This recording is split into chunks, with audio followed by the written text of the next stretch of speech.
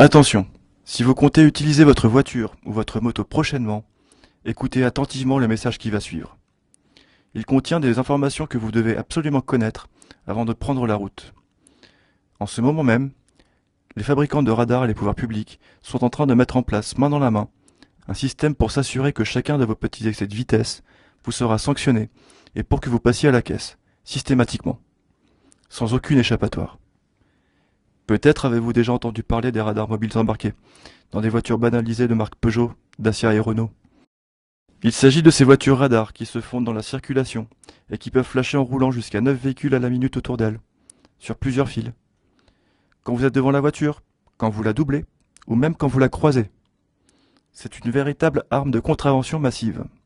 Et pour la rentabiliser au maximum, il est désormais question de payer des chauffeurs privés pour faire rouler ces voitures radars toute la journée, sur toutes les routes, pour piéger un maximum de conducteurs. C'est le jackpot assuré. Radar caché sous la plaque d'immatriculation, appareil photo derrière le pare-brise. 383 voitures de ce type circulent en France. À l'intérieur, 2 policiers ou 2 gendarmes font fonctionner l'appareil. L'un conduit, l'autre programme les limites de vitesse en fonction de la route empruntée. À l'automne prochain, ce type de contrôle sera sous-traité. Un chauffeur privé sera au volant. Il sera seul. L'appareil va tout gérer.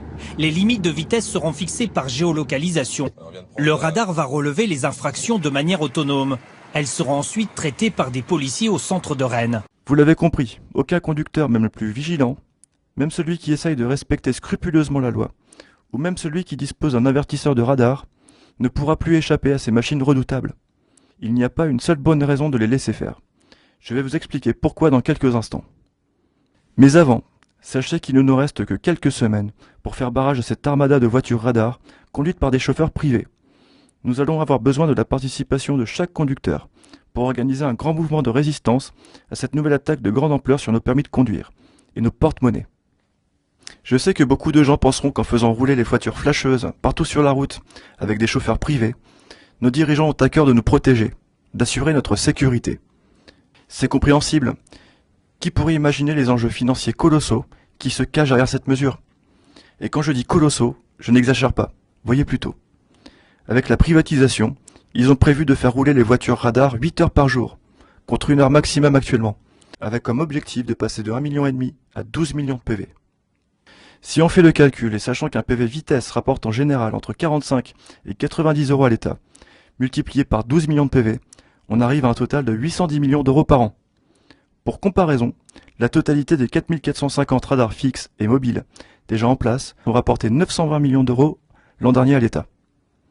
La privatisation des radars mobiles embarqués suffira largement à doubler ce chiffre, et ce n'est qu'un minimum. Et si encore cet argent était réutilisé pour réparer les routes et sécuriser les tronçons dangereux? Savez-vous comment est réparti l'argent des radars actuellement? Seulement 8% de l'argent ponctionné par les radars est directement investi dans l'entretien et l'aménagement de nouvelles infrastructures routières. La grosse majorité du pactole part dans les caisses de l'État ou des grandes entreprises qui fournissent et entretiennent les radars. La sécurité des gens sur la route, elle, passe largement derrière. Dans le plus grand secret, l'État et les fabricants de radars ont négocié un déploiement en 3 étapes. Première étape, phase de test des voitures radars avec chauffeur en Normandie, en cours actuellement. Deuxième étape, déploiement à grande échelle sur tout le territoire, dès le mois de septembre, avec 380 voitures. Troisième étape, mise en place de 60 voitures supplémentaires pour grossir cette armada dans les mois qui suivent, pour quadriller un maximum de portions de route et piéger un maximum de conducteurs. Et qui sait ce qui nous prépare encore derrière? L'appel d'offres n'est même pas public. Si les conducteurs ne se mobilisent pas très rapidement pour bloquer ce projet monstrueux, des centaines et des centaines de voitures radars banalisées, avec chauffeurs, sillonneront les routes en permanence dès le retour des vacances en flashant, ni vu ni connu, tous les conducteurs qui auront eu le malheur d'avoir levé les yeux quelques secondes de leur compteur. Vous n'aurez plus un seul instant de répit.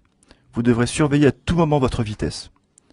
Qui sait, chaque véhicule que vous croiserez ou que vous suivrez sera peut-être un radar sur roue. Vous devrez modifier radicalement votre façon de conduire, même si cela fait des années que vous conduisez sans accident, même si vous avez 50% de bonus sur votre assurance. Ce qui importe au pouvoir public, ce n'est plus votre bon sens, votre expérience ou votre capacité à adapter votre conduite aux conditions et anticiper celles des autres. Non, ce qui importe, c'est de respecter à la lettre une limitation de vitesse, fixée au fond d'un lointain bureau, peu importe qu'elle soit inadaptée à la réalité de la route, et parfois même ridiculement basse. Vous obéissez, sinon vous passez à la caisse. C'est aussi simple que cela.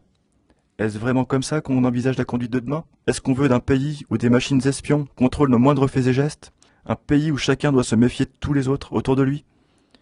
Lequel des conducteurs autour de vous, habillés en bon père de famille, sera peut-être le mouchard, le délateur zélé de vos inévitables petits dépassements de vitesse?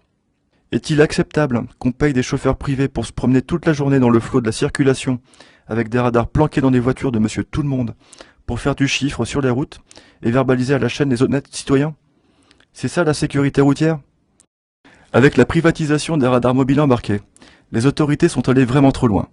Il n'est plus question de sécurité, mais d'un racket pur et simple des conducteurs, organisé en ce moment même, dans le plus grand secret.